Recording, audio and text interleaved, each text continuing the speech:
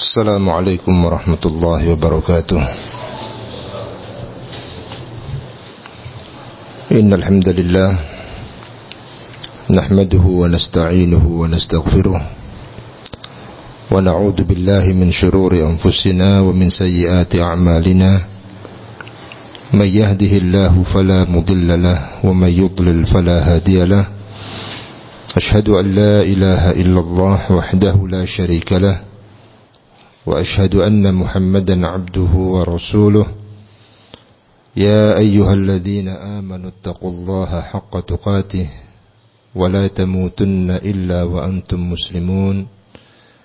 يا أيها الناس اتقوا ربكم الذي خلقكم من نفس واحدة وخلق منها زوجها وبث منهما رجالا كثيرا ونساء واتقوا الله الذي تساءلون به والأرحام إن الله كان عليكم رقيبا. يا أيها الذين آمنوا اتقوا الله وقولوا قولا سديدا يصلح لكم أعمالكم ويغفر لكم ذنوبكم ومن يطع الله ورسوله فقد فاز فوزا عظيما. أما بعد فإن أصدق الحديث كتاب الله وخير الهدي هدي محمد صلى الله عليه وسلم وشر الأمور محدثاتها فإن كل محدثة بدعة وكل بدعة ضلالة وكل ضلالة في النار. ثم أما بعد. إخواني في الدين رحمني ورحمكم الله. Alhamdulillah, kita bertemu kembali pada sesi yang keempat dari daurah kita pada hari ini, dan insyaallah ta'ala kita masih melanjutkan topik tips meraih kebahagiaan hidup di dunia dan akhirat. Pada kesempatan petang hari ini insyaallah kita akan membaca beberapa poin-poin penting yang terdapat dalam sebuah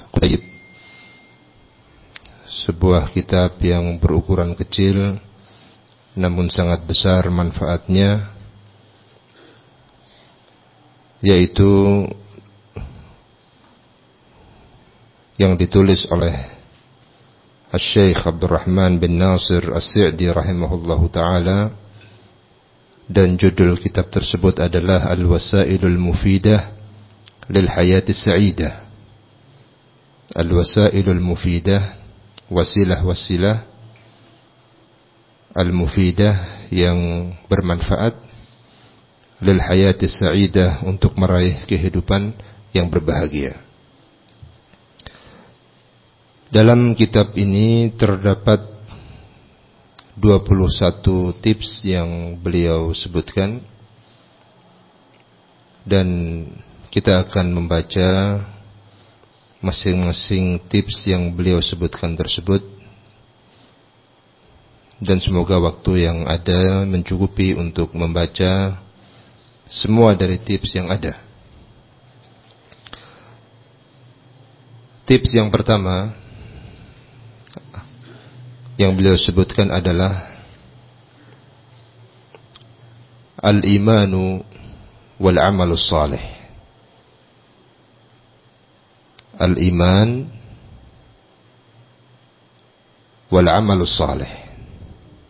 Iman dan beramal saleh. Beliau sebutkan bahwa tips yang pertama ini adalah a'zamul asbabi lidzalika wa asluha wa ussuha. Tips yang pertama ini merupakan sebab terbesar untuk bisa meraih kebahagiaan wa asluha, dan dasar dari sebab-sebab yang ada, dari wasail-wasail yang ada, wa ussuha, dan inti dari semua wasilah-wasilah yang akan mengantarkan kepada kebahagiaan tersebut. Beliau membawakan dalilnya ayat ke-97 dari surat An-Nahl. Firman Allah Subhanahu wa ta'ala, "Man 'amila salihan min dzakarin aw untha wa huwa mu'minun falanuhyiyannahu hayatan thayyibah wa lanajziyannahum ajrahum bi ahsani ma kanu ya'malun." Man 'amila salihan, barang siapa yang beramal saleh, mengerjakan amalan-amalan saleh yang ada dalam Islam, dia amalkan, dia kerjakan dalam kehidupan sehari-harinya.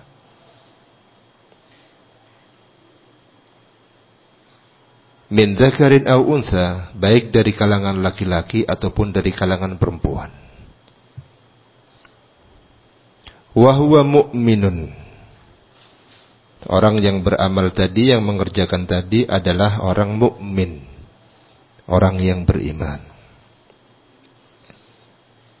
Beriman salah satu tingkatan di atas berislam. Dia benar-benar di dalam menjalankan Islam ini kokoh keimanannya,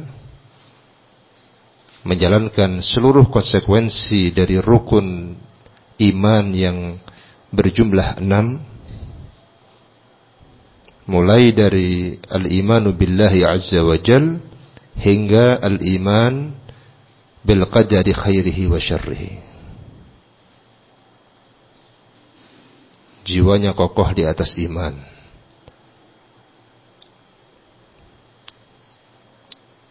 Kita lihat di sini, man amila salihan, dia beramal saleh, min dzakarin aw untha wa huwa mu'min, dia dalam keadaan sebagai seorang mukmin, baik mukmin laki-laki atau mukminah,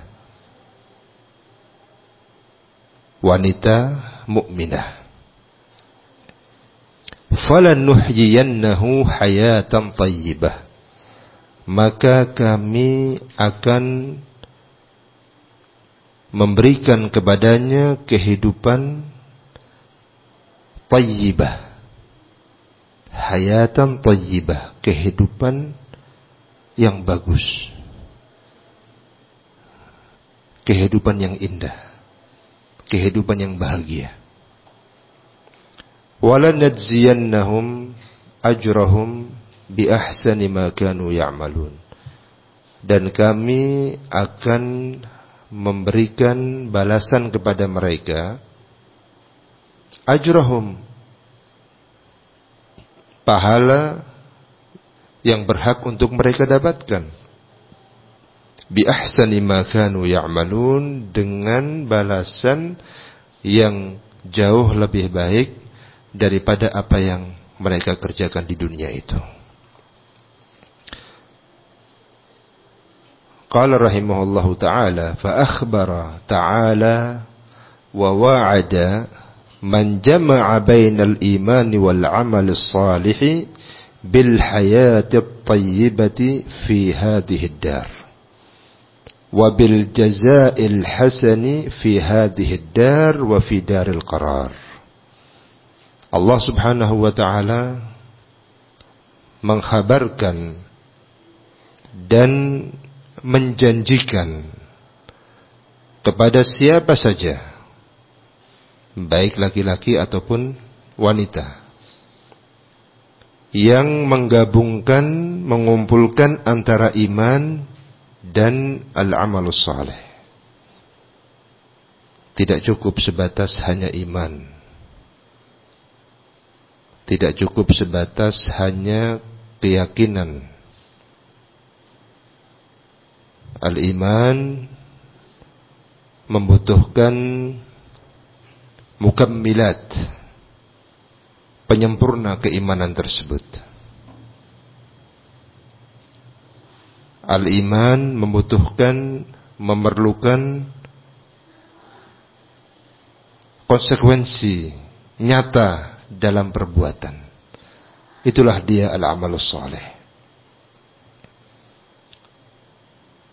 Sehingga siapa saja yang mengumpulkan antara al-iman dengan al-amalus saleh, Allah subhanahu wa ta'ala menjanjikan kepadanya kehidupan yang bagus, kehidupan yang indah, kehidupan yang berbahagia fi hadhid dar. Di negeri ini, negeri dunia, dalam kehidupan dunia, Allah akan berikan kehidupan yang berbahagia. Wabil jazail hasani fi hadhid dari wa fi daril akhirah. Dan Allah subhanahu wa ta'ala berjanji pula akan memberikan balasan yang bagus, balasan yang baik di negeri dunia dan di negeri akhirat. Karena firman Allah, wala najziyannahum ajrahum bi ahsani ma kanu ya'malun, bersifat umum. Balasan yang Allah akan berikan itu berlaku di dunia dan juga berlaku di akhirat. Ikhwani fid din rahimani wa rahimakumullah.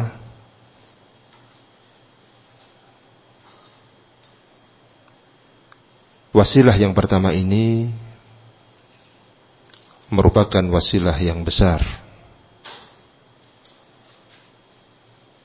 Dan benar apa yang dikatakan oleh muallif rahimahullah, bahwa wasilah yang pertama ini adalah a'zamul asbab lidzalika wa asluha wa ussuha. Karena sebagaimana yang kita tahu, ketika amalan-amalan tidak dibangun di atas iman, tidak dibangun di atas amal saleh, maka tidak diterima di sisi Allah subhanahu wa ta'ala. Termasuk bagian dari al-ikhlas adalah al-iman billahi azza wa jalla. Termasuk dari al-amalus saleh adalah mutaba'atul Rasul alaihi salatu wassalam. Maka marilah kita berusaha untuk mengisi hidup kita ini dengan al-iman wal amalus saleh. Al-iman yazidu wa yanqus. Yazidu bil ta'ah wa yanqusu bil ma'siyah. Rasul alaihi salatu wassalam menjelaskan al-imanu yazidu wa yanqus. Iman itu bisa bertambah dan bisa berkurang. Banyak riwayat yang menyebutkan tentang iman itu naik dan iman itu turun. Para ulama menjelaskan bahwa naik dan turunnya iman itu bergantung pada ketaatan seseorang kepada Allah. Yazidu bit-ta'ah, dia akan bertambah dengan ketaatan-ketaatan yang dilakukan oleh seorang hamba. Terus bertambah imannya, bertambah dan bertambah. Wa yanqusu bil ma'siyah, dia akan turun pula dengan sebab kemaksiatan yang dilakukan. Ulama menyebutkan bahwa ketaatan itu mempunyai laha ukhtuha. Al-ma'siyah juga laha ukhtuha. Masing-masing punya saudara. Ketaatan punya saudara, kemaksiatan juga punya saudara. Ketaatan yang satu akan mengajak ketaatan yang lainnya. Kemaksiatan yang satu akan mengajak pula kemaksiatan yang berikutnya.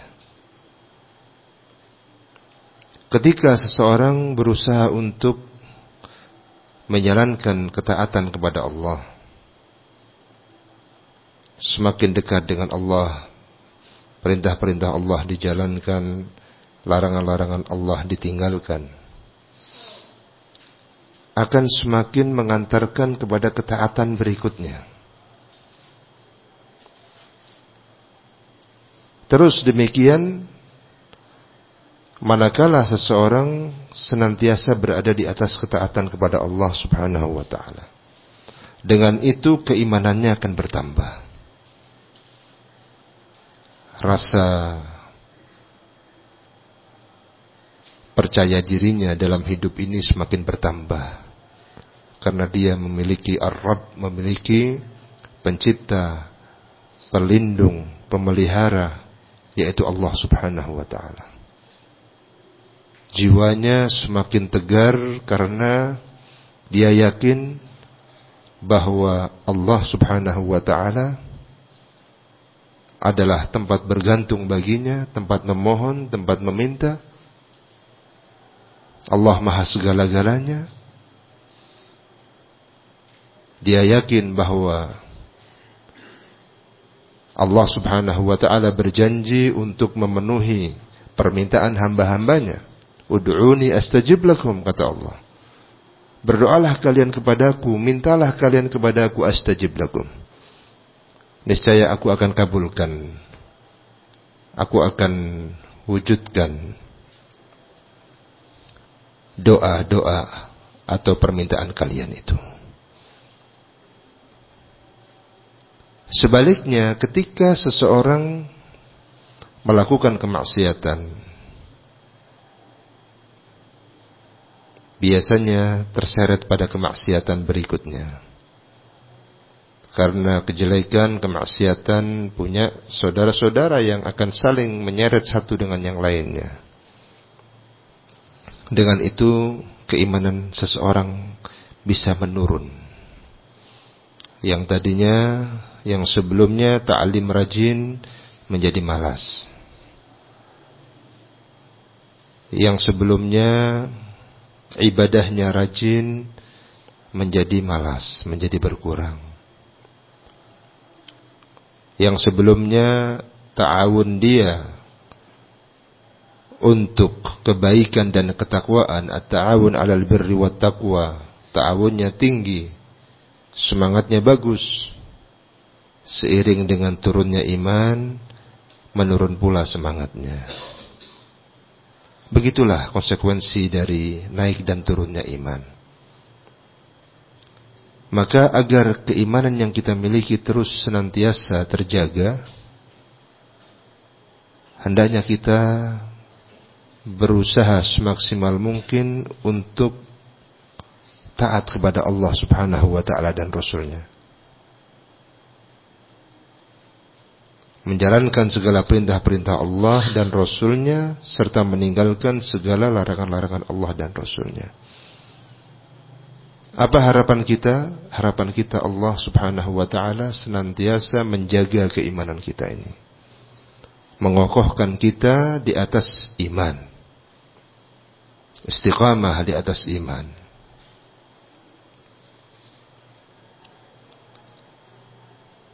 Kemudian al-amalus salih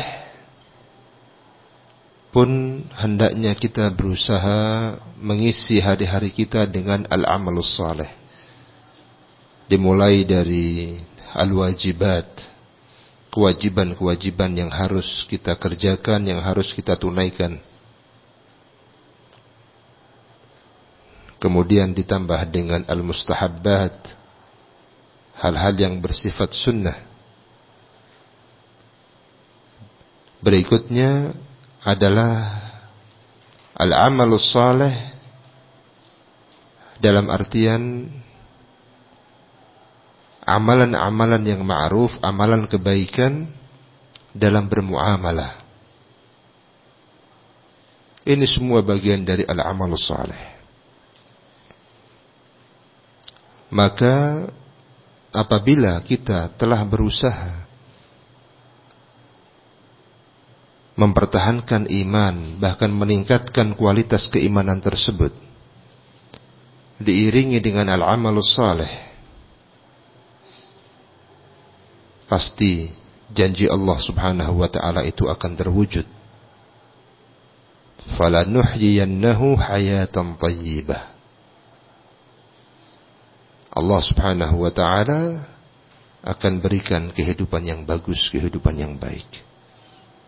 Tidak hanya nanti di akhiratnya, sejak di dunia Allah subhanahu wa ta'ala sudah karuniakan kepadanya kehidupan yang baik, kehidupan yang bagus. Kehidupan yang bagus itu tidaklah harus seseorang menjadi kaya raya. Tidaklah harus seseorang menjadi orang terkenal. Tidak. Kehidupan yang bagus di situ adalah kehidupan yang diberkahi oleh Allah subhanahu wa ta'ala. Kalaupun dia sebagai orang yang secara ekonomi kurang, namun Allah berkahi sedikit yang dia miliki itu. Kebaikan demi kebaikan terus berkesinambungan secara kontinu dia dapatkan dalam kehidupan sehari-harinya. Dimudahkan untuk beribadah kepada Allah, dimudahkan untuk membina istri dan anak-anaknya, dimudahkan untuk berta'awun 'alal birri wat taqwa, dimudahkan untuk menerima bimbingan dari para ulama, dimudahkan ketika bermuamalah dengan kawan-kawannya, dengan saudara-saudaranya, dengan muamalah hasanah, muamalah yang bagus. Dimudahkan dalam berdakwah. Kehidupannya diberkahi oleh Allah subhanahu wa ta'ala. Sehingga walaupun mungkin apa yang dia makan sehari-hari tidak sebagus orang-orang yang kaya raya, asupan gizi yang diberikan kepada anak-anaknya bisa saja di bawah standar keumuman, tetapi Allah subhanahu wa ta'ala berikan kesehatan untuknya, untuk anak istrinya. Allah berikan kecerdasan kepada anak-anak dan istrinya. Allah berikan keistiqomahan. Semua ini bagian dari barakah, bagian dari kehidupan yang bagus yang Allah berikan kepadanya. Jiwanya tentram, jiwanya tenang, tidak gundah, tidak gelisah. Kalaupun sekiranya dia adalah orang yang Allah berikan kelebihan dalam hal rizki, orang yang kaya, kaya raya, dia seorang mukmin, beramal saleh, di atas manhaj yang lurus, maka rizki dia untuk Allah berikan kekayaan dari sisi dunia, kemudian barakah dalam kehidupannya. Sehingga harta yang dimiliki tidak lupa untuk dikeluarkan zakatnya, mudah untuk membantu saudara-saudaranya yang kekurangan, mudah untuk sedekah, menjadi ahlul khair, mudah dalam berinfak dan berderma. Harta yang dimilikinya betul-betul dia gunakan fi sabilillah. Barakah. Tentu semua kita berharap dan memohon kepada Allah agar dapat meraih hayatan thayyibah yang dijanjikan tersebut. Mudah-mudahan Allah subhanahu wa ta'ala menjadikan kita semua termasuk hamba-hambanya yang senantiasa beriman dan beramal saleh, sehingga mendapatkan janji yang Allah subhanahu wa ta'ala janjikan. Kemudian yang kedua,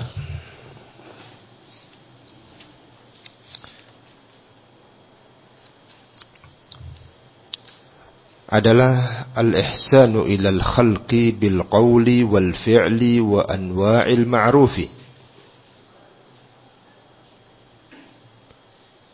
Al-ihsanu ilal khalq, berbuat baik kepada makhluk, bil qawli wal fi'li, dengan ucapan dan perbuatan, wa anwa'il ma'rufi, dan ragam macam-macam jenis kebaikan. Kata beliau rahimahullah, wa kulluha khairun wa ihsan. Semua itu adalah kebaikan. Wa biha yadfa'u Allahu 'anil birri wal fajiri al-humuma wal ghumuma bihasabiha.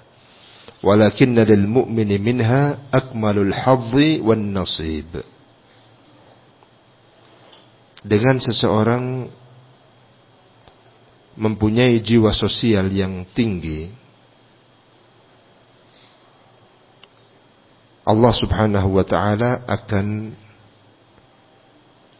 menghilangkan dari orang yang baik ataupun orang fajir, orang yang tidak baik, al-humum wal ghumum bihasabiha, kesedihan, kegundahan sesuai dengan kadarnya. Walaupun tentu bagi seorang mukmin, apa yang akan dia dapatkan lebih sempurna dari selain mereka.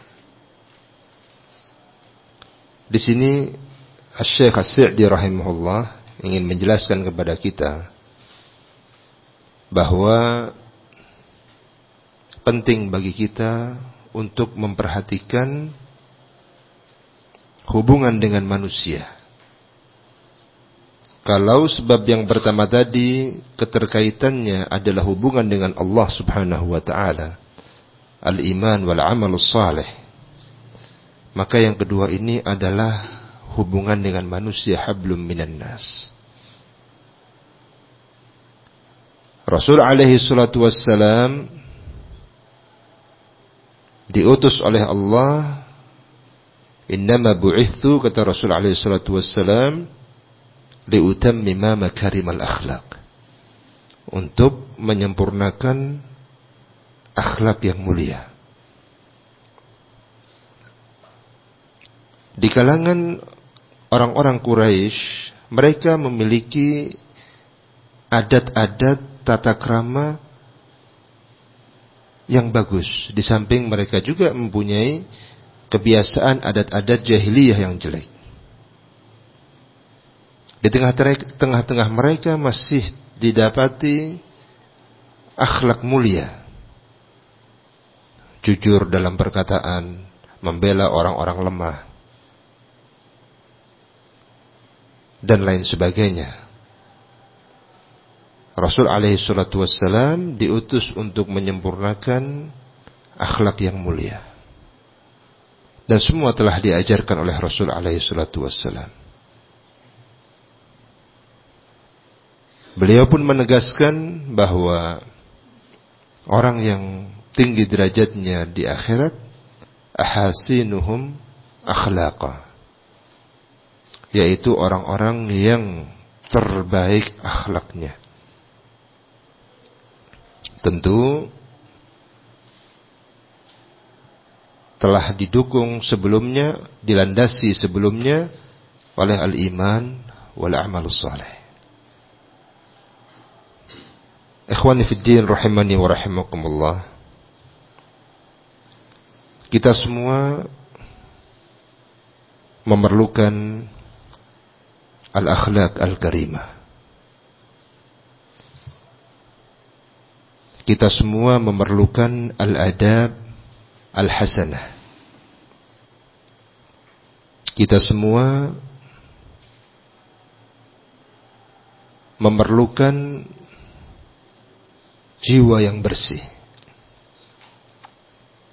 Kita semua berkewajiban untuk menata hati kita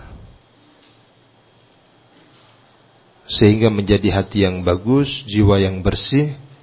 Dari situ akan terlahir perbuatan dan akhlak serta adab yang mulia kepada umat manusia. Beliau menyebutkan al-ihsanu ilal khalqi bil qawli wal fi'li wa anwa'il ma'ruf. Berbuat baik kepada al-khalq, sifatnya umum di sini. Walaupun tentu yang lebih utama adalah manusia, dan lebih utama lagi muslim, lebih utama lagi mukmin. Di dalam Islam diajarkan untuk berbuat ihsan kepada binatang. Kepada binatang saja diajarkan untuk berbuat ihsan. Fa idza dzabhtum, kata Rasul alaihi salatu wasalam, fa ahsinu dzibha. Jika kalian mau menyembelih, maka sembelihlah dengan cara yang bagus. Beliau ajarkan menyembelihnya dengan pisau yang tajam, dengan cara yang bagus.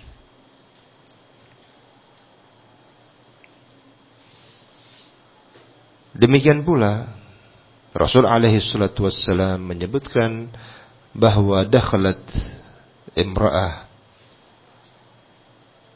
finnar,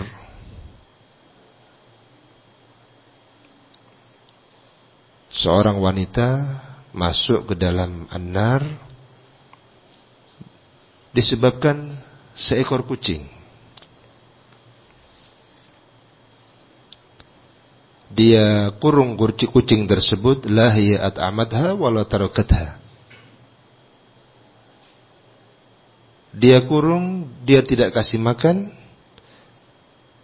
dan dia tidak pula melepasnya untuk dia bisa mencari makanan yang ada di sekitarnya.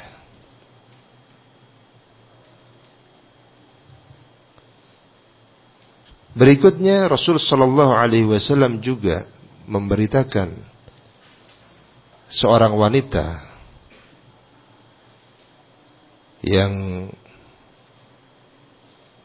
pada asalnya dia tidak baik, wanita nakal, baghiyah, masuk ke dalam al-jannah dengan sebab anjing.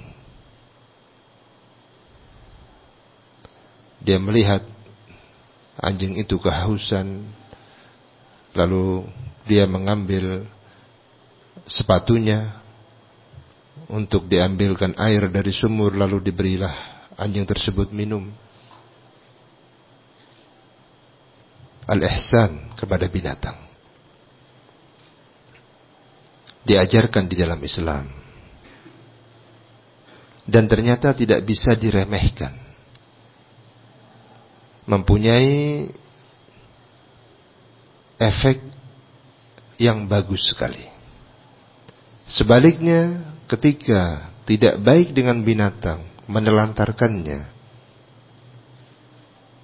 maka bisa berefek sebagaimana yang disebutkan oleh Rasul alaihi salatu wassalam terkait wanita tersebut. Apalagi dengan sesama manusia, apalagi dengan sesama muslim, sesama mukmin, maka sangat dianjurkan dan ditekankan sekali untuk benar-benar berbuat baik bil qauli, dengan ucapan. Berbicara dengan ucapan yang bagus, tidak menyakitkan hati saudaranya. Berbicara dengan ucapan yang santun, ucapan yang sopan. Yang tua menyayangi yang muda, bertutur kata kepadanya dengan tutur kata yang baik, tidak meremehkannya, tidak merendahkannya, apalagi menghinanya. Yang muda menghormati yang tua, berkata kepada yang lebih tua sesuai dengan urufnya, sesuai dengan kebiasaan di lingkungannya, semaksimal mungkin dengan ucapan yang sopan, yang santun, yang tidak ada kesan meremehkan orang yang lebih tua. Ini bagian dari tuntunan Islam. Wal fi'il, demikian pula perbuatan. Dalam hal perbuatan juga dituntunkan di dalam Islam untuk kita senantiasa baik. Bersikap dengan sikap yang baik. Rasul alaihi salatu wassalam mengingatkan, iyyakum wadh-dhann fa inna adh-dhanna akdzabul hadits. Hati-hati kalian dari perbuatan adh-dhann, su'udzan, buruk prasangka. Karena buruk prasangka itu adalah sedusta-dustanya percakapan. Dia bercakap dengan dirinya sendiri, oh si fulan ini sepertinya begini sama saya. Su'udzan, padahal tidak seperti itu kenyataannya. Rasul alaihi salatu wassalam melarang ketika ada sekelompok orang, 3 orang, fala yatanajasnani duna thalith, kata Rasul alaihi salatu wassalam. Janganlah 2 orang berbicara, berbisik-bisik dengan sesama mereka, tidak mengikut sertakan orang ketiga. Karena ini bukan bagian dari ihsan.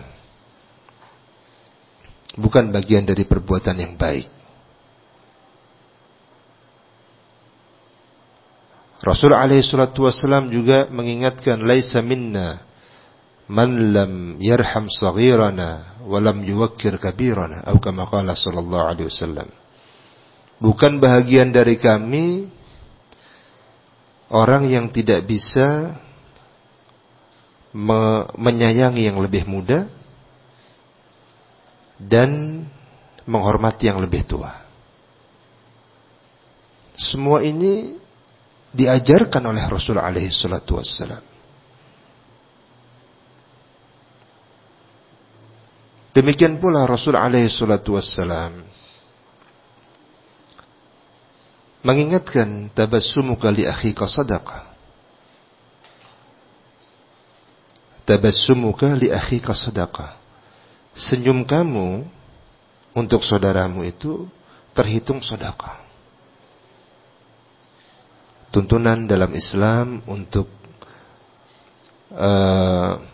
berbuka baik ketika bertemu saudaranya. Tegur sapa, menyapanya, menampakkan wajah yang bagus, senyum kepadanya, ini sudah terhitung sedekah, amal kebajikan, amal soleh. Rasul alaihi salatu wassalam menyebutkan bagian dari iman, imatatul adza 'anit tariq, menyingkirkan sesuatu yang mengganggu orang di jalan, itu bagian dari keimanan, bagian dari ihsan ilal khalq, dan dimasukkan dalam bagian keimanan. Luar biasa bimbingan Rasul alaihi salatu wassalam. Qala rahimahullahu ta'ala wa anwa'il ma'ruf, dan ragam amal kebajikan lainnya. Hadis ini Syekh As-Sa'di rahimahullah ingin menyampaikan kepada kita bahwa perbuatan al-ihsan ilal khalq ini akan mengantarkan seseorang kepada kebahagiaan. Kalau seseorang semacam ini dalam hal muamalah, siapapun akan senang bergaul dengan dia. Dia pun senang berjumpa dengan orang-orang baik sama dia. Di mana saja dia berada, Secara umum, mayoritas orang bersikap baik sama dia. Dengan itu pula hatinya senang hidup di dunia ini. Tapi sebaliknya, ketika seseorang jauh dari sikap ihsan, merasa lebih dari yang lainnya, berbicara dengan yang muda, dia remehkan, dia tonjolkan dirinya. Berbicara dengan orang yang lebih tua, dia tidak sopan, merendahkan orang yang lebih tua. Maka orang-orang yang seperti ini, sedikit demi sedikit, lambat laun, tidak disukai. Nah, kita Ahlus Sunnah wal Jamaah terkadang berat untuk bisa mempraktekkan apa yang kita yakini dari prinsip-prinsip yang ada ataupun ibadah dalam kehidupan sehari-hari. Ada yang tidak cocok dengan kita, tidak sama dalam hal ibadahnya atau dalam hal apanya lah, berbeda. Nah, ketika seseorang dalam kondisi berbeda dengan orang yang ada di sekitarnya, dengan lingkungannya, dengan keluarganya, ditambah lagi dia bukan termasuk orang yang muhsin, bukan termasuk orang yang bisa bersikap baik, maka akan semakin berat.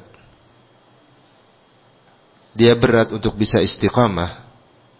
Di sisi yang lain, dakwah, manhaj bisa saja tercoreng karena menjadi buruk disebabkan sikap-sikapnya. Akan tetapi, ketika kita berusaha berbuat ihsan dalam batasan-batasan syariat, tidak melanggar aturan-aturan syar'i, maka berbeda sikap yang akan diberikan. Tentu orang yang tidak suka akan selalu ada. Al-Imam Asy-Syafi'i rahimahullah mengatakan, ridwan nas ghayatun la tudrak. Ridha manusia adalah tujuan yang tidak mungkin untuk dicapai. Kita melakukan perbuatan seperti ini sulit untuk orang semuanya agar ridha dengan kita. Pasti ada yang mendukungnya, ada yang tidak mendukungnya, ada yang suka, ada yang tidak suka. Rasul alaihi salatu wassalam, afdhalul anbiya'i wal mursalin, mendapatkan tantangan seperti itu. Tetapi ketika beliau alaihi salatu wassalam mengimbangi semua itu dengan al-akhlaq al-karimah, budi pekerti yang luhur. Wa innaka la'ala khuluqin 'azim, sungguh engkau wahai Muhammad berada di atas akhlak yang agung, yang mulia, yang tinggi. Akan menjadi sebab kurangnya kebencian tersebut, akan menjadi sebab masuknya hidayah kepada orang lain, akan menjadi sebab berbaliknya kondisi seseorang yang tadinya memusuhi menjadi membela. Rasul alaihi salatu wassalam ketika ada orang Badui yang masuk ke masjid lalu kencing, para sahabat marah. Masjid kok diperlakukan seperti ini? Kencing di masjid. Mereka sudah siap-siap untuk memberikan pelajaran terhadap orang ini. Rasul alaihi salatu wassalam mencegah para sahabat, biarkan dia sampai selesai kencingnya. Setelah selesai, Rasul alaihi salatu wassalam tidak marah terhadap orang Badui tadi, karena memang dia orang belum tahu. Rasul perintahkan untuk mendatangkan dhanuban min ma', satu ember besar berisi air. Setelah itu Rasul perintahkan untuk membersihkan masjid dengan air tersebut. Apa sikap orang Badui tadi? Orang Badui tadi terheran dengan akhlak Rasul alaihi salatu wassalam. Berdoa kepada Allah Subhanahu wa taala, Allahumma arhamni wa Muhammadan wa la tarham ma'ana ahadan. Ya Allah, berilah kasih sayang kepada aku dan Muhammad, dan jangan kau berikan kasih sayang itu kepada selain kami. Orang Badui bisanya seperti itu. Langsung dia respon. Orang yang baik, dia berbuat baik kepadanya. Orang yang dilihat bagi dia tidak baik, disikapi pula, dibalas dengan ketidakbaikan. Menjadilah sebab hidayah orang Badui tersebut. Ketika Rasul alaihi salatu wassalam menaklukkan kota Makkah pada bulan Ramadan tahun 8 Hijriah, beliau sallallahu alaihi wasallam masuk kota Makkah dalam keadaan tawadhu sekali. Disebutkan dalam riwayat yang ada, beliau naik hewan tunggangan beliau, kepala beliau tertunduk hampir menyentuh punggung daripada hewan tunggangan tersebut. Setelah masuk kota Makkah, berhasil dikuasai, Rasul alaihi salatu wasallam sampaikan, man dakhala baitahu fahuwa amin, man dakhala al-masjid fahuwa amin, man dakhala bait Abi Sufyan fahuwa amin. Yang masuk ke rumahnya dia akan aman, yang masuk ke masjid dia akan aman, yang masuk ke rumah Abu Sufyan yang waktu itu adalah pimpinan Quraisy, maka dia akan aman. Permusuhan yang dilakukan oleh orang-orang Quraisy selama 13 tahun di Makkah dan 8 tahun sampai di Madinah, kurang lebihnya, manakala dibalas oleh Rasul alaihi salatu wassalam dengan ihsan, akhirnya masyarakat Makkah yang sebelumnya sangat benci terhadap Rasul sallallahu alaihi wasallam dan para sahabat masuk ke dalam Islam afwaja. Allah sebutkan dalam Al-Quran, dalam surat An-Nasr, idza jaa nasrullahi wal fath wa ra'aitan nasa yadkhuluna fi dinillahi afwaja. Ketika datang pertolongan, ketika datang kepadamu pertolongan dari Allah, wal fath, dan penaklukan, wa ra'aitan nasa, dan engkau menyaksikan, engkau melihat umat manusia, yadkhuluna fi dinillahi afwaja, masuk ke dalam agama Islam berbondong-bondong. Luar biasa akhlak Rasul alaihi salatu wassalam. Al-ihsan yang beliau lakukan tidak bisa dibandingkan. Nah, kita sebagai umat Muhammad sallallahu alaihi wasallam hendaklah berusaha untuk berbuat ihsan dalam batasan-batasan syariat.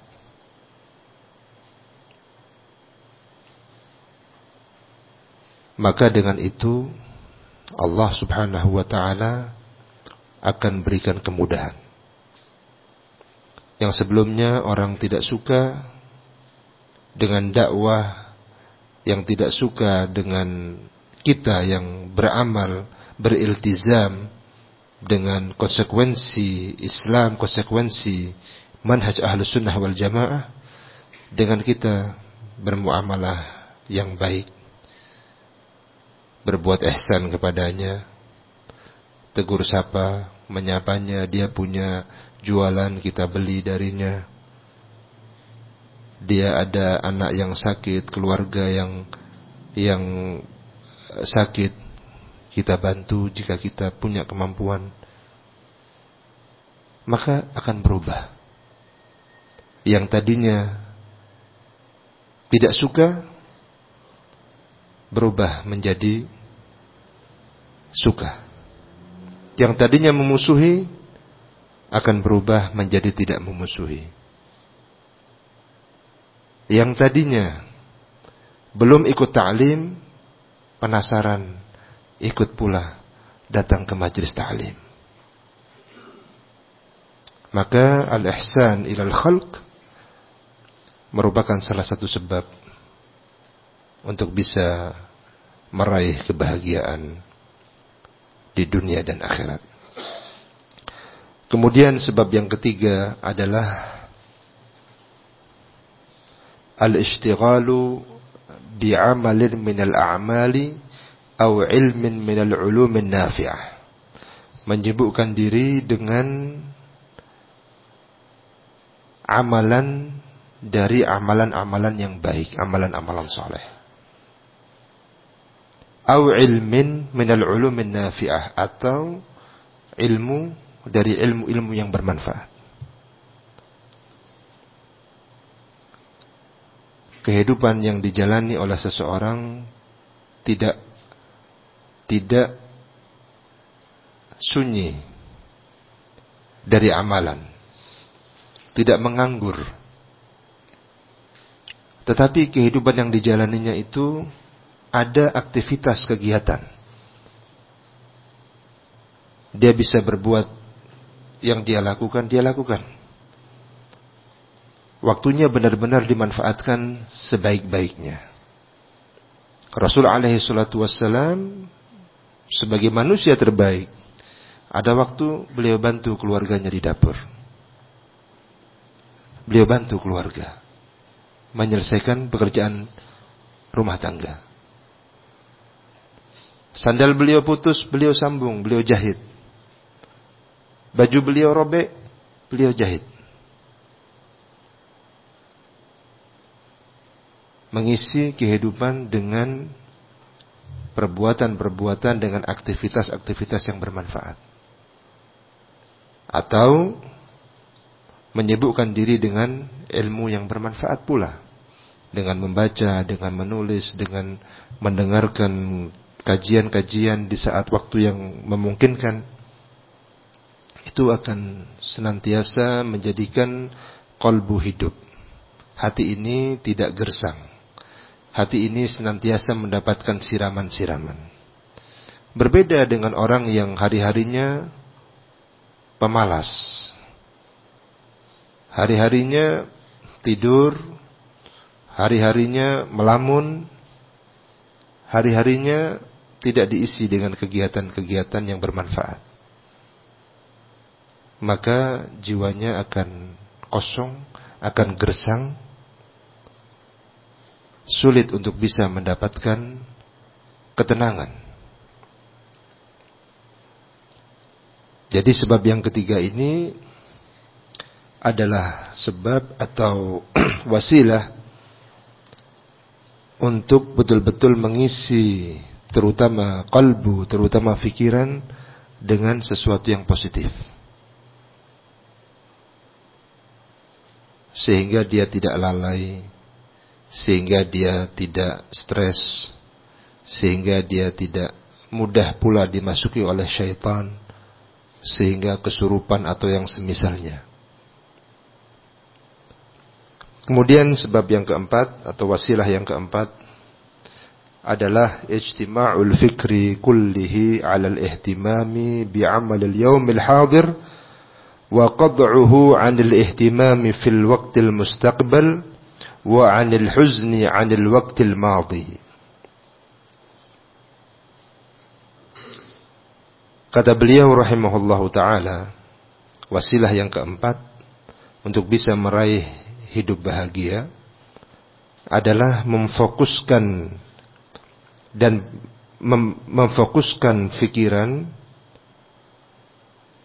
untuk pekerjaan yang dilakukan pada hari itu. Ada pekerjaan di hari itu, fokus pada pekerjaan di hari itu.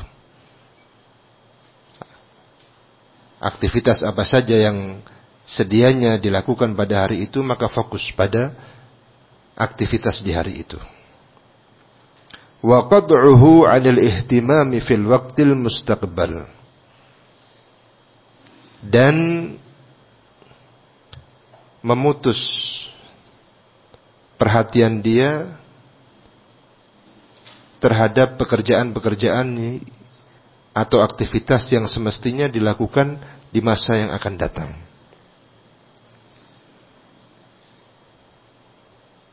Wa 'anil huzni 'anil waqtil madhi, dan memutus pula fikiran ini dari kesedihan-kesedihan yang terjadi di masa silam. Aktivitas hari ini hendaknya difokuskan. Fikirannya tidak bercabang-cabang. Apa yang sudah lalu dari pengalaman-pengalaman yang pahit, kesedihan yang menimpa kita, kegagalan yang menimpa kita, sudahlah, yang lalu biar berlalu. Tidak usah lagi menjadi beban pikiran. Yang akan datang nanti difikir sambil berjalan. Punya rancangan demikian, punya program demikian dan demikian, biar nanti. Jangan banyak melamun, jangan banyak menghayal. Apa yang ada sekarang ini, tugas di hadapan, fokuskan untuk menyelesaikannya. Maka dengan itu akan menjadi ringan beban fikiran yang dijalani oleh seorang muslim.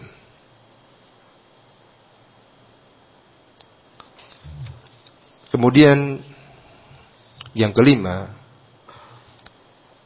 kata Syekh As-Sa'di rahimahullah, wa min akbaril asbabi linshirahis sadri wa tuma'niyatihi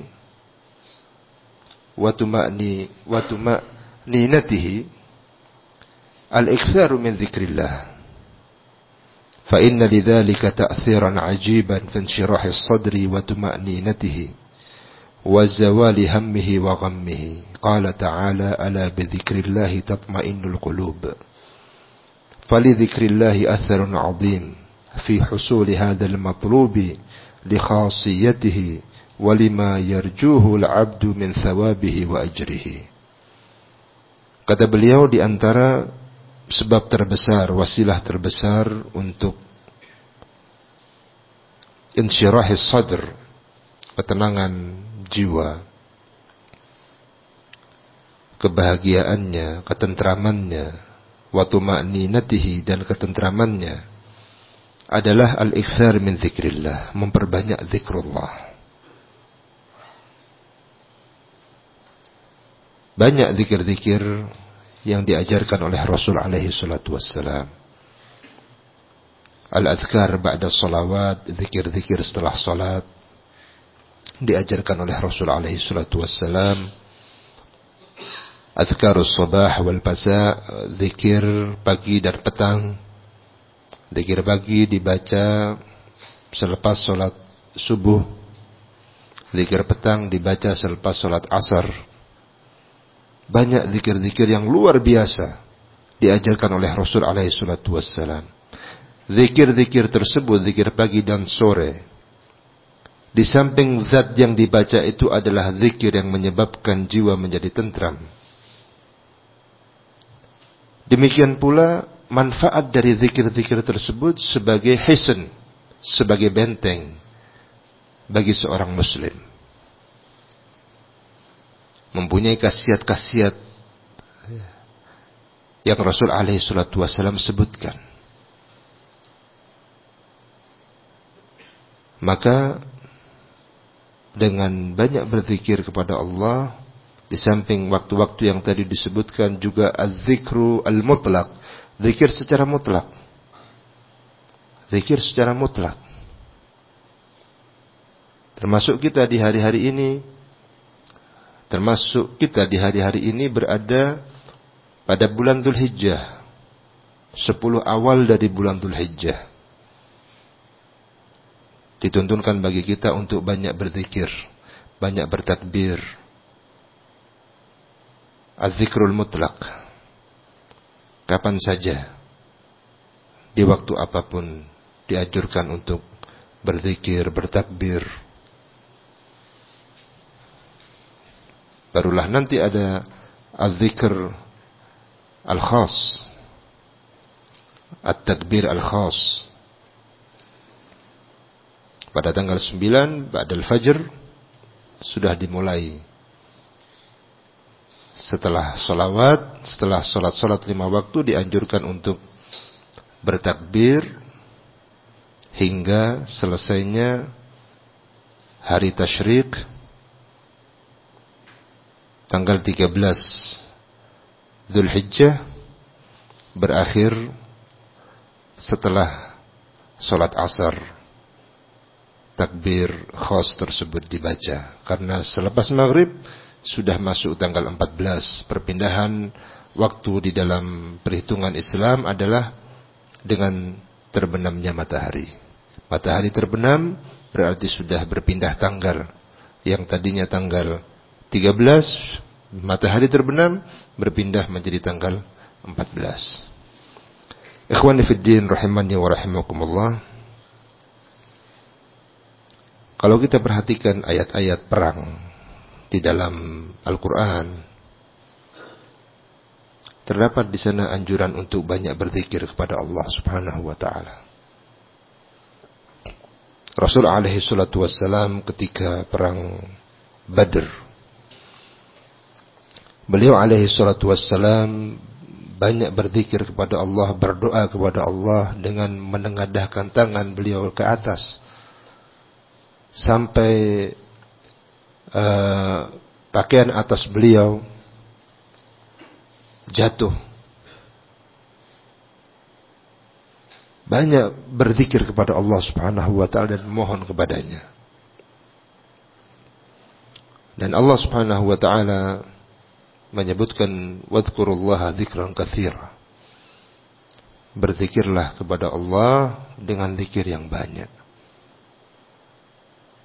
Wadhkurullaha la'allakum tuflihun. Maka berzikirlah kepada Allah, semoga kalian beruntung. Zikrullah sya'nuhu 'azim. Zikrullah benar-benar besar pengaruhnya dalam hidup ini. Kata Syekh As-Sa'di rahimahullah,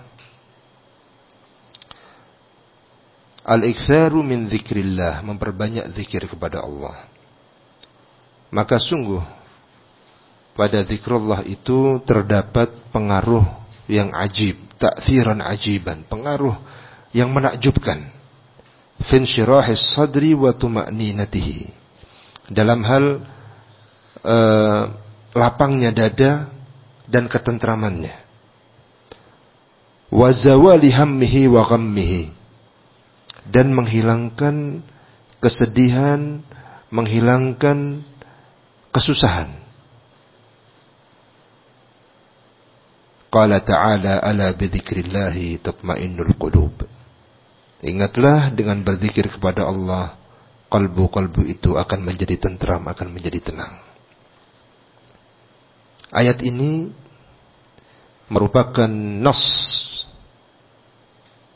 dari Allah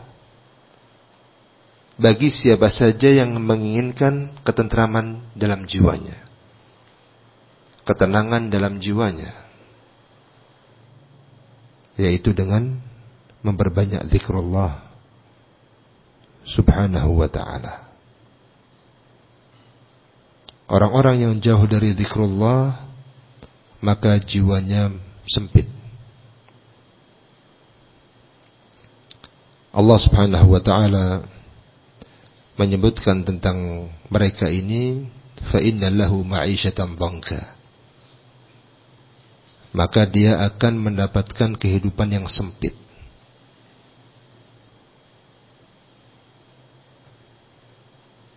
Walaupun harta kekayaannya melimpah, kawan-kawannya banyak, anak-anaknya banyak, keluarganya banyak, tapi kehidupan yang dia rasakan adalah kehidupan yang dhanka, kehidupan yang sempit. Fa inna lahu ma'isyatan dhanka wa nahsyuruhu yaumal qiyamati a'ma, kata Allah. Dan kami kelak akan bangkitkan dia di hari kiamat dalam keadaan buta. Qala lima hasyartani a'ma wa qad kuntu basira. Dia bertanya kepada Allah di hari kiamat, ya Allah, mengapa kau bangkitkan aku dalam keadaan buta, padahal dahulu aku dalam keadaan melihat di dunia. bisa melihat. Qala kadzalika atatka ayatuna fanasitaha wa kadzalika al-yawma tunsa. Dahulu datang ayat-ayat Allah, kamu tidak menghiraukannya, tidak mempedulikannya. Wa kadzalika al-yawma tunsa, pada hari ini pula kamu tidak lagi dihiraukan, tidak lagi diperhatikan. Ikhwani fid din rahimani wa rahimakumullah, maka dari itu marilah kita isi waktu-waktu kita dengan zikrullah. Banyak zikir yang bisa kita baca. Istighfar bagian dari zikir. Rasul alaihi salatu wassalam dalam kesehariannya kurang lebih 100 kali mengucapkan istighfar, astagfirullah. Rasul alaihi salatu wassalam juga menyebutkan ada 2 kalimat yang ringan di lisan dan berat dalam timbangan. Subhanallah wa bihamdih, subhanallahil azim. Banyak lagi zikir-zikir yang diajarkan oleh Rasul alaihi salatu wassalam. Yang keempat adalah at-tahadduts bi ni'amillahi adh-dhahirah wal batinah. At-tahadduts bi ni'amillahi adh-dhahirah wal batinah. Menyebutkan nikmat-nikmat Allah baik yang tampak ataupun yang tidak tampak. Seseorang dalam perjalanan hidupnya pasti pernah merasakan nikmat dari Allah dan pernah pula merasakan ujian dari Allah Subhanahu wa taala. Ujian dalam bentuk hal-hal yang menyedihkan, hal-hal yang memberatkan jiwanya, hal-hal yang menyibukkan fikirannya. Banyak lagi hal-hal yang termasuk dalam ujian tersebut. Namun kalau seseorang mau berpikir, kenikmatan yang Allah berikan jauh lebih besar. Baik kenikmatan secara zahir yang nampak terkait anggota tubuh kita. Kita bisa bergerak, bisa berjalan. Anggota tubuh kita bisa digerakkan. Kita bisa ingin minum, tangan kita bisa bergerak, mengambilnya sesuai dengan kehendak kita, dengan tangan kita berkesesuaian untuk mewujudkan apa yang kita inginkan. Nikmat dari Allah Subhanahu wa taala. Ada orang yang dalam keinginannya ingin minum tapi tangan tidak bisa bergerak, terkena sakit tertentu. Allah berikan kita nikmat penglihatan, bisa melihat. Sejak kita kecil hingga hari ini, bila dibandingkan orang yang matanya sakit tidak bisa melihat, kemudian malah dilakukan operasi badannya, dia membutuhkan perawatan yang besar secara biaya. Belum lagi pendengaran, nikmat bisa mendengar. Belum lagi nikmat bisa berbicara. Belum lagi nikmat yang ada pada anggota tubuh ini yang seringkali kita tidak merasakan bahwa itu adalah nikmat. Ginjal kita bisa bergerak, jantung kita, paru-paru kita, semua dari anggota tubuh ini nikmat yang luar biasa. Kita akan merasakan bahwa itu nikmat yang besar ketika kita sakit atau melihat orang lain sakit yang salah satu dari bagian tubuhnya tidak berfungsi. Sangat terganggu sekali. Sulit untuk bisa menjalani kehidupan secara normal. Belum lagi nikmat secara batin. Allah berikan nikmat al-Islam. Allah berikan nikmat at-taufiq lis-sunnah. Allah berikan nikmat istiqamah. Allah berikan nikmat, dimudahkan untuk membimbing istri dan anak-anak, dan nikmat-nikmat maknawi lainnya. Maka apabila seseorang senantiasa mengingat-ingat nikmat tersebut, baik nikmat yang tampak maupun tidak tampak, hidup ini akan terasa lebih ringan. Walaupun seseorang ditimpa musibah ini, musibah itu, diuji dengan ujian ini, ujian itu, maka akan lebih terbantu untuk bisa sabar, untuk bisa tabah, untuk bisa istiqamah, sehingga tidak berputus asa dari rahmat Allah Subhanahu wa ta'ala. Manakala seseorang berputus asa dari rahmat Allah, dan itu adalah termasuk dari dosa-dosa besar, maka kehidupan seseorang tidak lagi berbahagia. Hidupnya tidak lagi ada harapan dalam pandangan dia. Semangat hidupnya lemah. Tetapi jika seseorang besar harapannya terhadap rahmat Allah, terhadap kasih sayang Allah, maka akan tumbuh semangat untuk hidup, semangat untuk bisa bertahan, semangat untuk bisa istiqamah. Karena semua di tangan Allah Subhanahu wa ta'ala.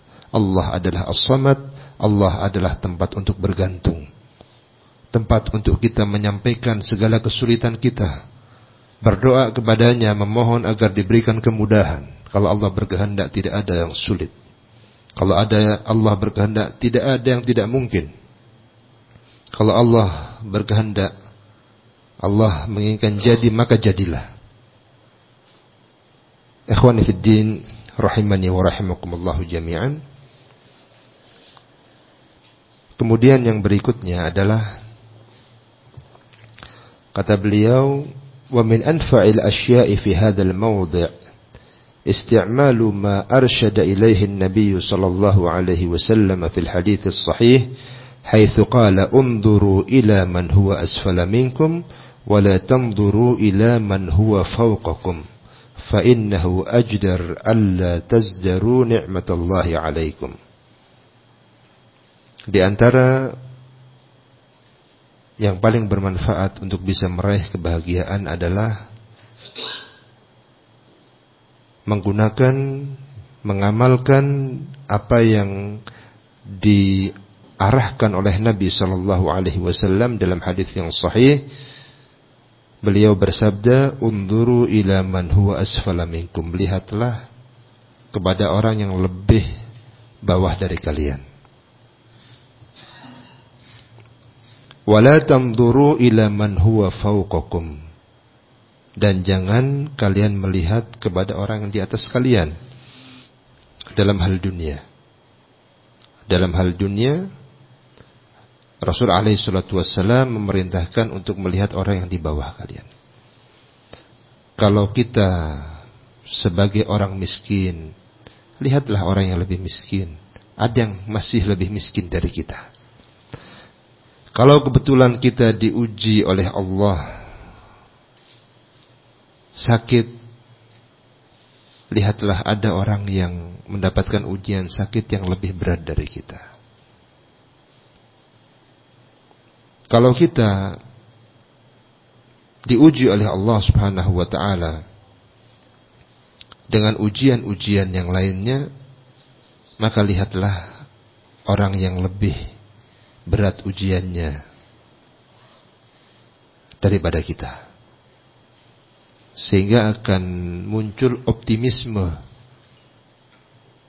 untuk bisa bertahan hidup, tidak putus asa dari rahmat Allah Subhanahu wa ta'ala. Wala tanzuru ila man huwa fawqakum. Dan jangan kalian melihat kepada orang yang di atas kalian.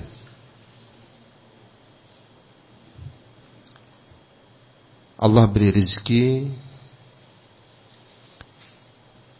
sedikit, kemudian yang dia lihat orang-orang yang jauh lebih kaya dari dia. maka dia akan bersedih. Dia merasa kecil, merasa minder. Saya orang miskin, saya nggak punya apa-apa. Mau bergaul malu, mau taklim tidak enak, merasa ekonominya lemah. Mau berbuat sesuatu, menyampaikan kebenaran, merasa dirinya ini orang miskin. Ini tidak diajarkan dalam agama. Ketika seseorang dalam kondisi seperti itu, lihat yang di bawahnya, jangan melihat yang di atasnya. Sehingga senantiasa mempunyai optimisme yang tinggi. Para sahabat radhiyallahu anhum yang dari kalangan lemah secara ekonomi ketika itu, mereka tidaklah minder, karena mereka adalah orang-orang pilihan memang. Namun cara berpikir mereka tidaklah yang dijadikan standar itu adalah ekonomi mereka. Yang mereka jadikan standar adalah taqwallah azza wa jalla. Inna akramakum indallahi atqakum. Sesungguhnya orang yang paling mulia di sisi Allah di antara kalian adalah yang paling bertakwa di sisi Allah subhanahu wa ta'ala. Fa innahu ajdaru alla tazdaru ni'matallahi alaikum. Maka sungguh ketika seseorang mempunyai prinsip seperti tadi, untuk melihat yang di bawah, itu akan semakin menjadikan nikmat Allah itu berada pada dirinya. Semakin menguatkan nikmat tersebut ada pada dirinya. Dengan itu akhirnya dia menjadi hamba Allah yang bersyukur. Mendapatkan rezeki sedikit, melihat yang di bawahnya ternyata ada yang lebih sedikit dari saya, bersyukur kepada Allah. Kondisi sakit, ternyata ada yang sakitnya lebih berat dari saya, bersyukur kepada Allah. Dan Allah berjanji, la in syakartum la azidannakum wa la in kafartum inna azabi lasyadid. Sungguh jika kalian bersyukur, la azidannakum, pasti aku, kata Allah, akan tambah nikmat-nikmat itu kepada kalian. Wala in kafartum, namun jika kalian kufur, kalian ingkar terhadap nikmat-nikmatku itu, inna azabi lasyadid, sungguh azabku itu sangatlah dahsyat, kata Allah subhanahu wa ta'ala. Nah, apa yang disampaikan oleh Rasul alaihi salatu wassalam ini akan mengantarkan kepada sikap syukur. Sikap syukur kepada Allah subhanahu wa ta'ala, sehingga yang tadinya dia bersedih tidak lagi bersedih, tidak lagi meratapi kemiskinannya, tidak lagi putus asa karena sakit yang dideritanya, tidak lagi merasa minder dengan kekurangan yang dimilikinya, tapi malah bersyukur, besar hatinya, besar jiwanya untuk menjalani kehidupan ini. Karena dia meyakini bahwa semua ini datangnya dari Allah subhanahu wa ta'ala. Rizki dan yang semisalnya Allah yang menentukannya. Dan seorang yang hari ini dalam keadaan miskin belum tentu selamanya miskin. La tadri nafsun madza taksibu ghadan. Seorang atau satu jiwa pun tidak mengetahui apa yang akan didapatkan besok.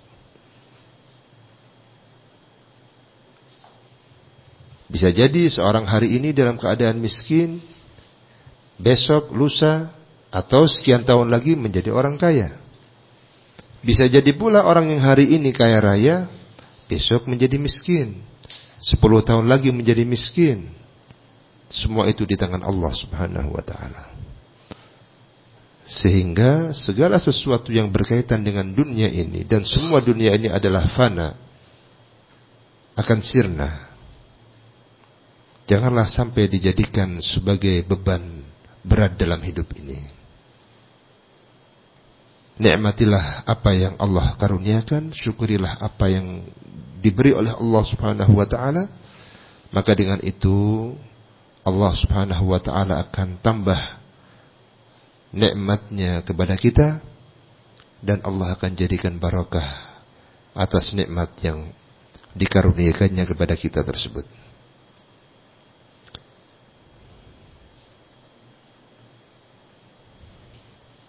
Kemudian sebab berikutnya, berdoa kepada Allah Subhanahu wa taala dengan doa yang dibaca oleh Rasul alaihi salatu wassalam, Allahumma aslih li dini alladhi huwa ismatu amri, wa aslih li dunyaya allati fiha ma'ashi, wa aslih li akhirati allati ilaiha ma'adi, waj'al al-hayata ziyadatan li fi kulli khair, wal mauta rahatan li min kulli syarr. Doa yang biasa dibaca oleh Nabi alaihi salatu wassalam, Allahumma aslih li dini, ya Allah, perbaikilah untukku agamaku. Kita masih banyak kurang terkait dengan agama kita, terkait dengan keistiqomahan kita, terkait dengan amal soleh kita. Maka kita mohon kepada Allah agar Allah memperbaiki kekurangan pada pelaksanaan agama yang kita lakukan. Alladhi huwa ismatu amri, allati huwa ismatu amri, yang agama ini adalah prinsip dalam urusanku, pedoman, pegangan yang kuat dalam segala urusanku.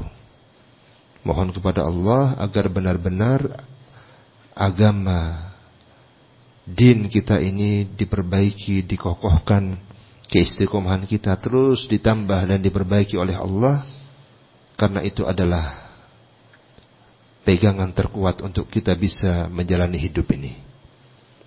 Wa aslih li dunyaya allati fiha ma'ashi, dan perbaikilah untukku duniaku. Kalau tadi agamaku, sekarang duniaku. Allati fiha ma'ashi, yang di dalamnya terdapat kehidupanku, mata pencarianku. Memohon kepada Allah Subhanahu wa taala. Ada seseorang yang menjadi baik ketika ekonominya biasa-biasa saja. Manakala dia sudah semakin banyak rezekinya, semakin kaya, dia tidak lagi istiqomah. Dia sudah merasa dunia dia dapat. Tidak lagi butuh ilmu, tidak lagi butuh ta'lim. Tidak lagi butuh istiqomah. Dia merasa sudah dia dapatkan apa yang dia cari. Maka ketika berdoa dengan doa tersebut, Allah akan berikan yang terbaik untuknya, yang sekiranya terbaik untuk kehidupannya. Wa aslih li dunyaya allati fiha ma'ashi. Bisa juga Allah memperbaiki maisha seseorang, dunia seseorang, dengan Allah tambahkan rezekinya. Allah Maha tahu apa yang terbaik untuk kita.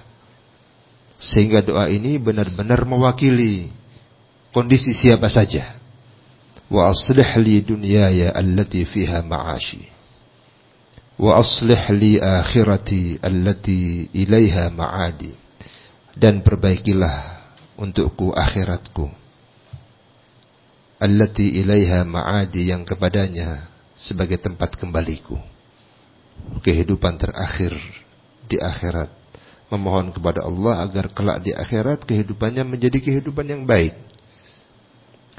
Waj'alil hayata ziyadatan li fi kulli khair, dan jadikanlah kehidupan ini ya Allah sebagai tambahan bagiku untuk segala kebaikan. Kita tidak tahu hidup kita sampai di mana. Masa kita hidup sampai di mana kita tidak tahu. Karena masalah kematian di tangan Allah Subhanahu wa ta'ala. Siapapun tidak akan tahu kapan dia meninggal dan dimanapun dia meninggal. Ilmunya di tangan Allah Subhanahu wa ta'ala. Maka dengan doa ini, waj'alil hayata ziyadatan li fi kulli khair. Ya Allah, jadikanlah kehidupanku ini, sisa-sisa waktu yang aku jalani dalam kehidupan ini penuh dengan kebaikan. Penuh dengan kebaikan, terjauhkan dari fitnah, senantiasa di atas istiqamah, tidak menjadikan kekurangan ekonomi sebagai sebab larinya dari dakwah, tidak menjadikan hubungan yang tidak baik antar sesama teman menjadi jauhnya dari istiqamah. Akan tetapi kebaikan di atas kebaikan, semakin bertambah kebaikan, semakin bertambah kebaikan, semakin bertambah kebaikan. Wal mauta rahatan li min kulli syarr. Dan kematian sebagai masa istirahat yang terbaik bagiku, min kulli syarr, dari segala kejelekan. Kita tahu bahwa di sana ada nikmat kubur, ada azab kubur. Berikutnya lagi setelah itu akan ada kehidupan akhirat, juga terdapat nikmat dan azab, dan itulah yang abadi, yang selama-lamanya. Maka di akhir doa ini memohon kepada Allah agar kematian yang dirasakan oleh kita ini benar-benar terjauhkan dari kejelekan. Meninggal dunia dalam keadaan husnul khatimah. Selepas meninggal dunia mendapatkan tempat yang mulia di sisi Allah Subhanahu wa ta'ala. Terjauhkan dan terselamatkan dari siksa kubur, dari azab Allah Subhanahu wa ta'ala. Maka doa ini adalah doa yang azim, doa yang sangat besar. Hendaknya kita berusaha untuk menghafalnya. Allahumma aslih li dini alladhi huwa ismatu amri, wa aslih li dunyaya allati fiha ma'ashi, wa aslih li akhirati allati ilaiha ma'adi, waj'alil hayata ziyadatan li fi kulli khair, wal mauta rahatan li min kulli syarr. Masih banyak lagi doa-doa yang diajarkan oleh Rasul alaihi salatu wassalam yang mengandung penguatan iman dan semangat hidup. Al-Imam Ibnul Qayyim rahimahullah menyebutkan dalam At-Tibbun Nabawi bahwa di antara sebab utama kesehatan seseorang itu adalah jiwa yang tenang. Jiwa yang tenang, yang tentram, ini merupakan obat terbesar. Tentu jiwa yang tenang, yang tentram, yang ada ikatan kuat dengan Allah Subhanahu wa ta'ala, dengan zikrullah dan amal saleh, iman dan lain sebagainya. Jiwa yang tenang inilah yang akan menjadi sebab ba'da Allah Subhanahu wa ta'ala kehidupan yang tenang bagi seseorang. Dia akan menghadapi kehidupan ini dengan penuh optimis, tidak mudah berputus asa, tidak mudah panik, tidak mudah bingung. Dia yakin dengan istiqamah yang dia jalani, dengan ketakwaan yang berusaha untuk dia jalankan, Allah akan berikan jalan keluar bagi setiap permasalahan, setiap problematika yang dihadapi. Jika permasalahannya karena rizki, Allah akan berikan rizki min haitsu la yahtasib. Ikhwani fid din rahimani wa rahimakumullah. Di antara yang disebutkan oleh Asy-Syaikh As-Sa'di rahimahullah, saya loncati, saya pilih yang sekiranya terpenting dari apa yang tersisa. Adalah yang beliau sebutkan, al-aqilu ya'lamu anna hayatahu as-sahihah hayat as-sa'adah wat-tuma'ninah. Al-aqilu ya'lamu anna hayatahu as-sahihah hayat as-sa'adah wat-tuma'ninah wa annaha qasiratun jiddan. فلا ينبغي له أن يقصرها بالهم والاسترسال مع الأقدار فإن ذلك ضد الحياة الصحيحة. Kata beliau, seorang yang berakal, dia mengetahui bahwa kehidupannya yang benar adalah kehidupan yang berbahagia dan kehidupan yang tentram. Kehidupan yang diharapkan adalah kehidupan yang berbahagia dan kehidupan yang tentram. Wa annaha qasiratun jiddah. Hidup yang dia jalani ini pendek sekali. Seseorang tidak tahu kapan meninggal dunia. Maka tidaklah sepatutnya bagi dia untuk mengisi hidupnya dengan kesedihan dan berlarut-larut dalam kegelisahan, karena yang demikian ini berlawanan dengan kehidupan yang benar, kehidupan yang sehat. Yang beliau maksudkan ini bahwa seorang yang ingin hidup bahagia, dia yakin bahwa kehidupan yang sehat, kehidupan yang benar itu adalah kehidupan yang bahagia, kehidupan yang tentram. Semua orang mengharapkan itu. Dan masa hidup ini sangat berbatas sekali, Allah yang mengetahui batasannya. Maka ketika terjadi sesuatu yang menyedihkan, sesuatu yang menjadikan seseorang itu gelisah, maka tidak sepatutnya hidupnya terbawa oleh kondisi seperti ini secara terus-menerus.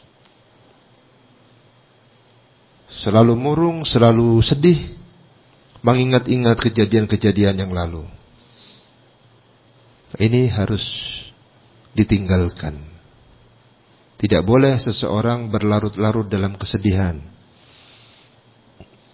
Tidak boleh seseorang berlarut-larut dalam kesusahan yang dialaminya.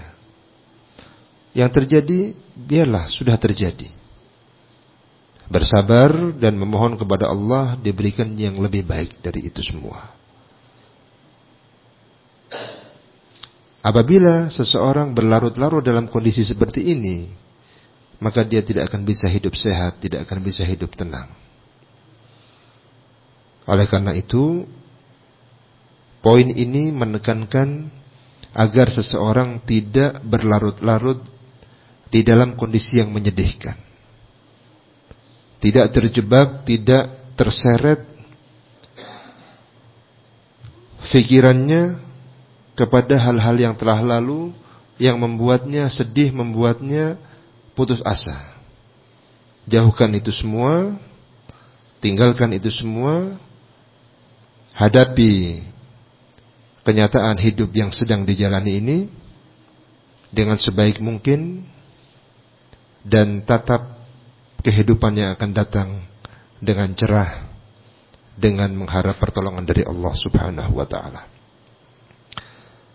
Itulah mungkin apa yang bisa kami sampaikan dalam kesempatan petang hari ini dengan membacakan beberapa poin yang disebutkan oleh Asy-Syaikh Abdurrahman As-Sa'di rahimahullah dalam kitab beliau Al-Wasail Al-Mufidah lil Hayatis Sa'idah. Kitab ini sebagaimana yang sudah kami sebutkan di awal adalah kitab yang sangat penting untuk dibaca, kandungannya luar biasa, dan ada beberapa orang yang putus asa dalam hidupnya,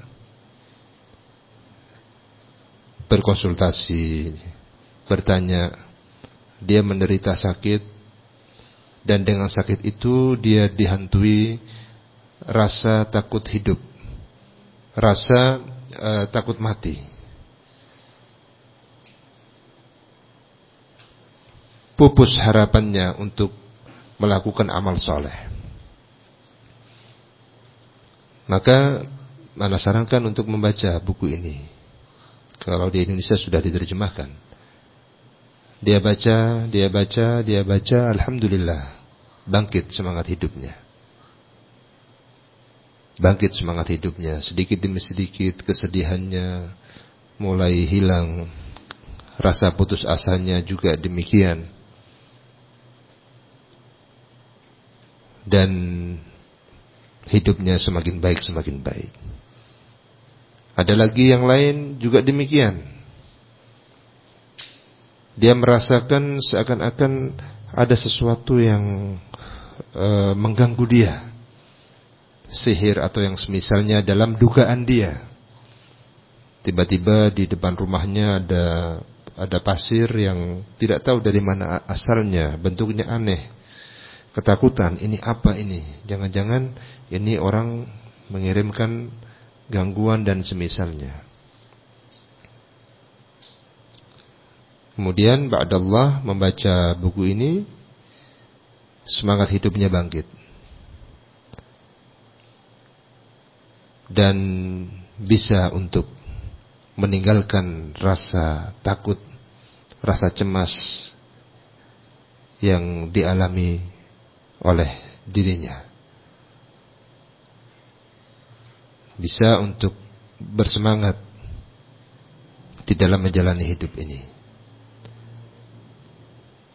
Maka jika kita berkesempatan, hendaklah membaca buku ini. Adalah buku yang bagus, yang banyak memberikan motivasi yang dibangun di atas bimbingan Al-Quran was Sunnah dan dari kitab-kitab para ulama, yang harapannya hidup yang dijalani ini akan mendapatkan kebahagiaan. Bahagia di dunia dan bahagia di akhirat, dan itulah tentu harapan kita semua.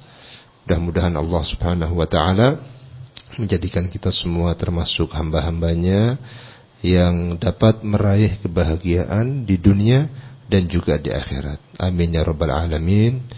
Fa naktafi bihadzal qadr. Kita cukupkan sampai di sini kajian kita pada hari ini. Wassallallahu ala nabiyyina Muhammad wa ala alihi wa sahbihi wasallam. Walhamdulillahi rabbil alamin. Wassalamu alaikum warahmatullahi wabarakatuh.